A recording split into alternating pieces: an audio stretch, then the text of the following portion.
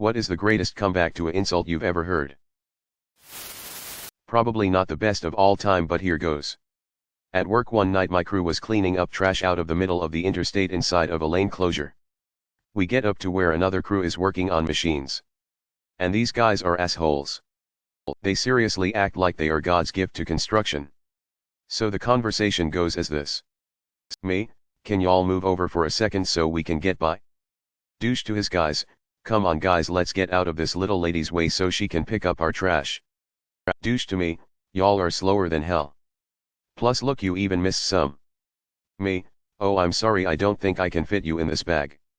I'll come back after I open a new one and maybe we can squeeze you in there. I don't care that you broke your elbow.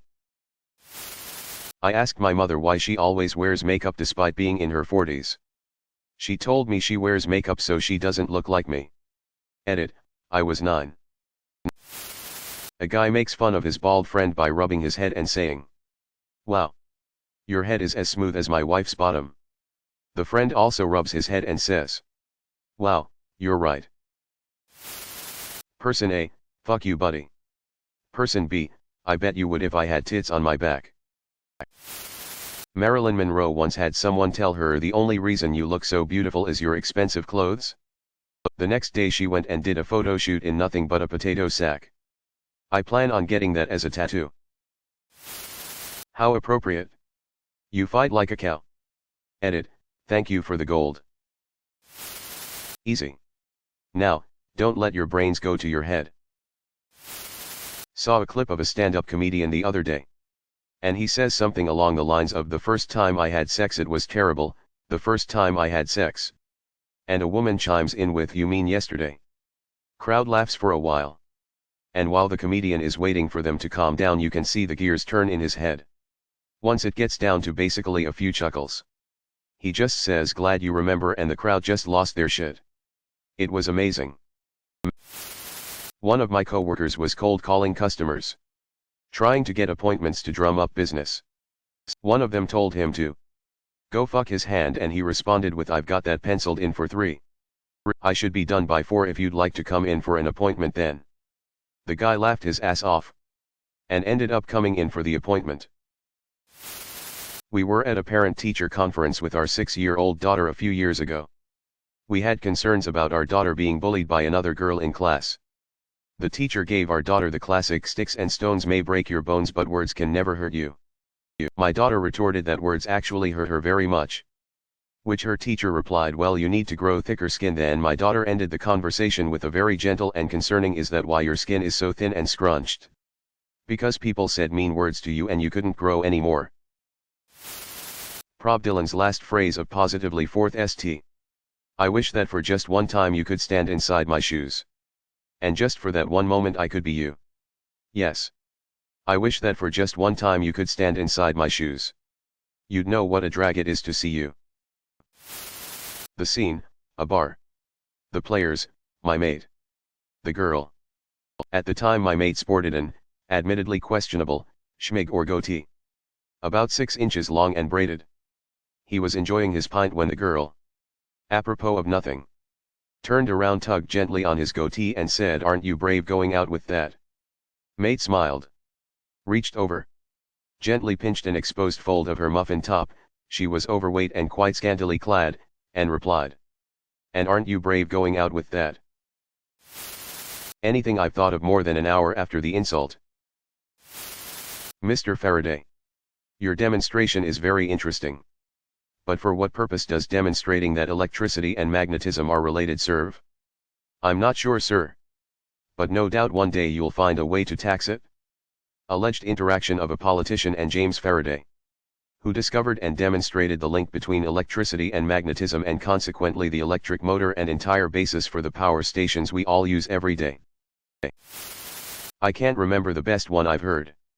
But I can remember the best comeback I ever did. It is also, in fact, the only good comeback I ever did. I was in 7th grade. And we were in the locker room after gym. People were discussing shoe sizes because this one kid had enormous feet. I don't know if I have small feet. But mine were the smallest. They said. Small feet. You know what that means. I didn't mind too much. But one kid crossed the line. He said, "Don't worry, fella. There's like 10 different ways to make it bigger." So I said, "Have you tried all 10? Not very impressive. But it shut him up. My brother was in his history class that just happened to have accumulated all the really disruptive and not so intelligent kids. They'd constantly interrupt and make the class hell. And the teacher didn't really do anything about it. But one day, a girl who had caused a ton of problems acted up in the usual way to derail the class, and he had had enough. He turned to her and told her to shut up, and she flipped. The teacher told her to be careful what she says to him, because she might be working for him one day. My brother turns to the teacher and goes, "Nah. I don't plan on being a pimp." The class loses it. The teacher has to step out from laughing. And that girl apparently didn't bother my brother for the rest of the year. In class someone used the F slur on someone and he replied with, "I'm probably as straight as the pole your mom dances on." I went to Catholic school and the teacher said, "There's a special place in hell for people like you," and I said back, "See you there."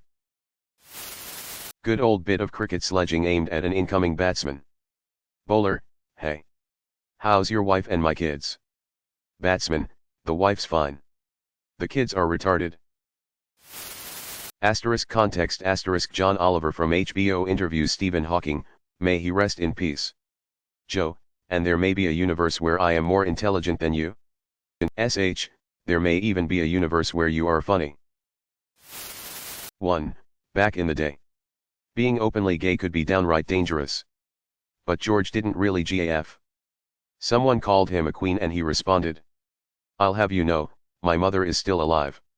Which makes me a princess." 2. Once worked a Karen who was actually named Karen. In addition to being tch on wheels, she was also next level morbidly obese. One day, I was on the phone with one of our clients who, in the course of the conversation, complained about her to me. I took the complaint to our team lead. She said, "Yeah, I get a lot of complaints about her. But she says the clients don't like her because she's heavy."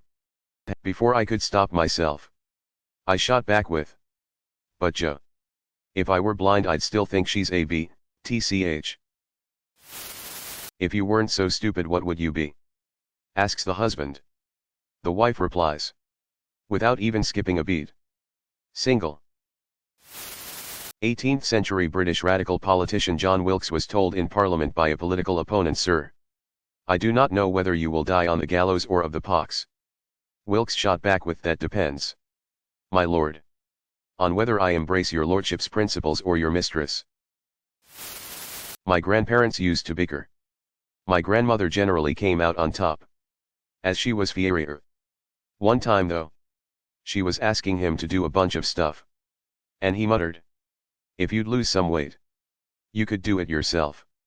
She fixed her gaze on him and glowered, "I'm thinking of getting rid of about 200 pounds of useless fat immediately." He replied, "You're going to cut off your foot." I was getting a lift from my boss, when there was a bit of a road rage incident. Guy pulls out in front of us and my boss had to brake. He honks the horn at this guy. Guy leans out the window and calls my boss, who is a bit chunky, a fat bastard. My boss shouts over, "I'm only fat because every time I fuck your mother she bakes me a cake." Guy gets red-faced and starts shouting uncontrollably as my boss floors it and leaves him fuming. This will get buried, but my best friend and I were arguing on the bus and she said that the US would invade my forehead for the oil on it. Damn. Girl. When your ex calls you stupid, you respond, "You're proof of that." Boy, my dick is so hard. Girl, to find. I was 14 or 15 and had a quiet nerdy friend with really bad acne. My older brother had these 3 friends. All brothers too. 3 and 4 years older than me and my friend. They were all gangsta. And started their own gang.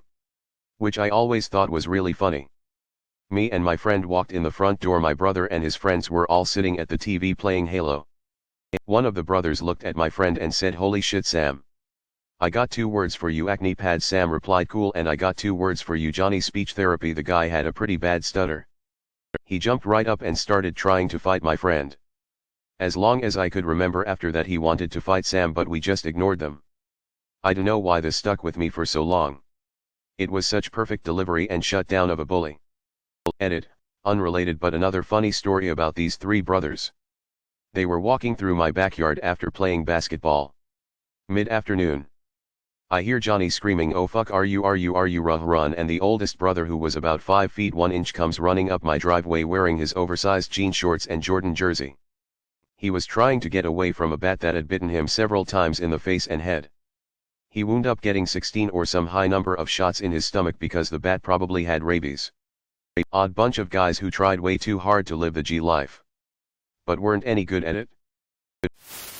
My grandma asked my cousin, who'd had lots of partners and 2 kids at this point, if she was ever going to get married. Cousin, it's not the same nowadays. We don't buy cars without test driving them first. Grandma, yeah. But they don't let you put 100,000 miles on them either. Point goes to Granny. Winston Churchill. Of course. Lady Nancy Astor, Winston. If you were my husband, I'd poison your tea. Churchill, Nancy. If I were your husband, I'd drink it. I'd have to save my own. I had this one teacher in high school who taught computer classes, and I had taken almost every class she offered, so I knew her very well, and we mostly just goofed off in her class as long as we got our work done. I was trying to date her daughter throughout all of high school, and everyone knew, including her, and every time I met something up or made a fool of myself she would hit me with, "And that's why you don't have a girlfriend." This became a trend, and about 4 weeks after it was a thing, she said it to me one last time and I hit her back with, "That's why you can't keep a man." She had been through about 5 marriages and had 1 kid with each, and everyone knew because she talked about it before. As soon as I said that, she got red and chuckled, and the whole class stopped what they were doing and stared at me like I slapped her straight across the face. One of the overdramatic kids even ran out of classroom hollering. Thanks for watching.